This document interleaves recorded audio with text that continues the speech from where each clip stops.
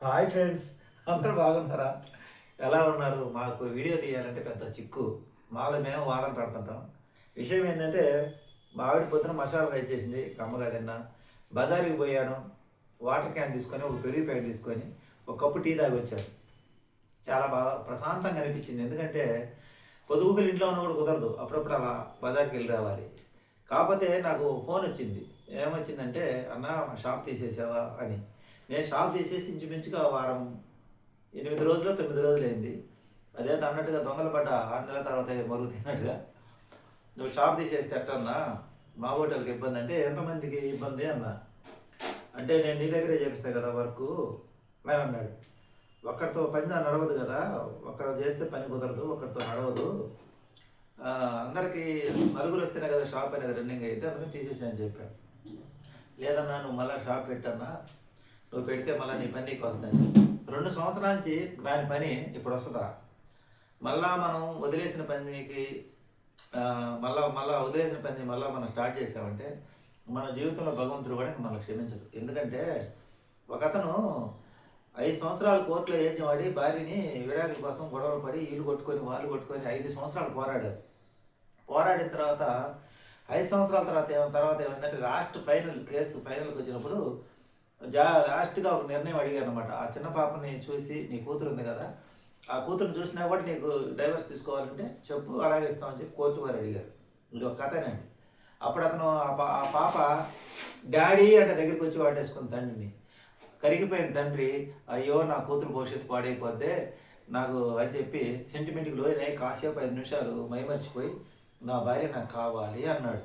అన్న తర్వాత ఏం జరిగిందంటే, అప్పటిదాకా అతని తరఫున పోరాడిన తల్లి, తండ్రి, అన్నదమ్ములందరూ కూడా మమ్మల్ని అప్పటికి ఇప్పుడు దాకా మమ్మల్ని అల్లాడించి లాస్ట్‌కి మీరు కలిసిపోయి, అప్పటికి మేమంతా ఏమి ఎట్లా కనపడుతుంది మీ కళ్ళకి? ఎంత నష్టపోయాము, ఎంత కష్టపడ్డాము. వాళ్ళకి మనకు కుదరకే కదా గొడవలు జరిగిందని వీళ్ళందరూ సైడ్ అయిపోయి, "ఇంక నీ సావు నువ్వు సావు పో" అన్నారు. అన్న తర్వాత అతని పరిస్థితి ఏమైందంటే లాస్ట్‌కి ఆహ్, అతని పరిస్థితి ఏమైందంటే ఇంగా ఏ సమస్యొచ్చినా ఇంక అన్నదమ్ములందరూ సైడ్ అయిపోయారు ఇంక అతని తరఫు వాళ్ళందరూ. ఫస్ట్ నుంచి భార్యకి అతనికి కుదరదు. ఈ పాప సెంటిమెంట్ కోసం అతను లొంగినందుకు, ఇంగా వాళ్ళ బావమరుదులు అందరూ వచ్చేసి ఇతని ఇంట్లో తిట్టేసారు. ఆమెకు సంబంధించిన వాళ్ళందరూ. ఇంక ఇతని పని కష్టం ఇతను చేయటం, డబ్బులు ఆళ్ళు లాగేసుకోవడం. కష్టం ఇతను చేయటం, డబ్బులు ఆళ్ళు లాగేసుకోవడం. ఇతను ఇంక పూర్తిగా బుక్ అయిపోయాడు ఇంక. ఒక్కడే అయిపోయాడు. ఏకాకి అయిపోయాడు. ఇంక తమ్ముళ్ళు, అన్నదమ్ములు చేతే "నీ కర్మ నువ్వు అనుభవించిపోయి నీకు మాకు సంబంధం లేదు. మమ్మల్ని ఇట్లా ఎదవలను చేసావు" అని చెప్పి వాళ్ళు పట్టించుకోలా. ఫైనల్‌గా ఏమైందంటే, ఆ భార్య పెట్టే టార్చర్ తట్టుకోలేక, ఆ బావమరుదులు పెట్టే బాధలు తట్టుకోలేక, ఊరు వదిలిపెట్టిపోయాడు. అసలు ఎటు పోయాడో కూడా తెలీదు. ఈ కథ ఎందుకు చెప్తున్నానంటే, వదిలేసిన దాన్ని మళ్ళా మనం ఎంతో కష్టపడి, ఎంతో మనకి ఇబ్బంది అయ్యి కుదరక కదా వదిలేసింది. మళ్ళా ఏదో ఒకళ్ళిద్దరు ప్రేమ అభిమానంగా మాట్లాడని, సెంటిమెంట్‌గా మాట్లాడని, మనం వాళ్ళ కోసం గనక పోయి మళ్ళా షాప్ పెట్టినట్టయితే, మనంత మూర్ఖులు ఇంకొకరు ఉండరు. ఎందుకంటే 2 సంవత్సరాల నుంచి పెరగని పని ఇప్పుడు మళ్ళా పెరిగిద్దా? ఎవరి అవసరం కోసం వాళ్ళ మాటలు చెబుతారు. మనం ఆలోచన చేసుకోవాలి. ఎదుటివాడు ఏం చెప్పిండు కాదు. మన ఆకలి తీరిద్దా లేదా అనేది. ఇది ఆ కథను బట్టి చూస్తే నేను కూడా మూర్ఖంగా మళ్ళా ఎవరో సెంటిమెంట్‌గా మాట్లాడారనో, ఏదో ఒక వారం 10 రోజుల తర్వాత ఏదో ముఖస్తుతి మాటలుంటాయి కొన్ని వాటిని మనం అన్నీ నిజమని నమ్మితే ఇబ్బంది పడతాం. అలా మాట్లాడిన మళ్ళా మనం షాప్ పెడితే మనకన్నా మూర్ఖులు ఇంకోరు ఉండరు. నేను నేను చేసే పని కన్నా కూడా కూరగాయల బండి కనేసుకుంటే హ్యాపీగా రోజుకి 700, 800 సంపాదించుకుంటా. లేకపోతే ఎక్కడన్నా అరటికాయల బండి వేసుకొని ఏదైనా సెంటర్‌లో పెట్టుకున్న రోజుకి 800 వస్తాయి నమ్మకంగా. మినిమమ్ 600, 700 వస్తాయి. కానీ నా పనితనంతో పనిచేసి కూడా ఆ పని పోయి అంత ప్రేమించిన పనికి నాకు రోజుకి 200, 300 కూడా రావు. వచ్చినయి బాడీలు కూడా సరిపోవు. కానీ దానికోసం కనిపెట్టుకొని కూర్చోవాలి.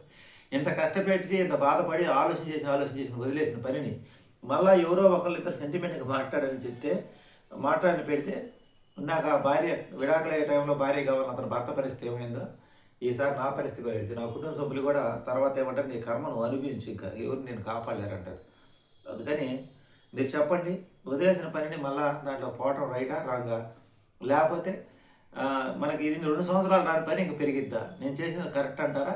రాంగ్ అంటారా? ఈ వీడియో చూసిన తర్వాత మీరు చెప్పండి. మీ అభిప్రాయాన్ని కామెంట్ సెక్షన్‌లో తెలియజేయండి. నేనైతే కరెక్ట్ కాదని అనుకుంటున్నాను. ఎందుకంటే ఎప్పుడు ఎదుటి వాళ్ళ గురించి ఆలోచన చేయకూడదు. మనం తింటే మన కడుపు నిండిద్ది. వేరే వాడు తింటే వాడి కడుపు నిండిద్ది. మన గురించి మనం ఆలోచన చేసుకోవాలి. మన కుటుంబం గురించి మనం ఆలోచన చేసుకోవాలి. సెంటిమెంట్ కోసమనో, ఆయింట్‌మెంట్ కోసమో ఎవడో పొగిడారనో మనం గాని మళ్ళా తిరిగి వాళ్ళ మాటలకి ప్రలోభాలకు లొంగితే మనల్ని ఆ భగవంతుడు కూడా కాపాడలేడు. ఇది నా యొక్క నేను బాగా ఆలోచన చేసి తీసుకున్న నిర్ణయం.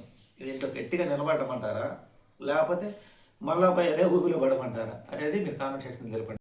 హాయిగా కమ్మగా ఇప్పుడు ఈ జొన్న సంగటి చేసి పెట్టింది మా ఆవిడ.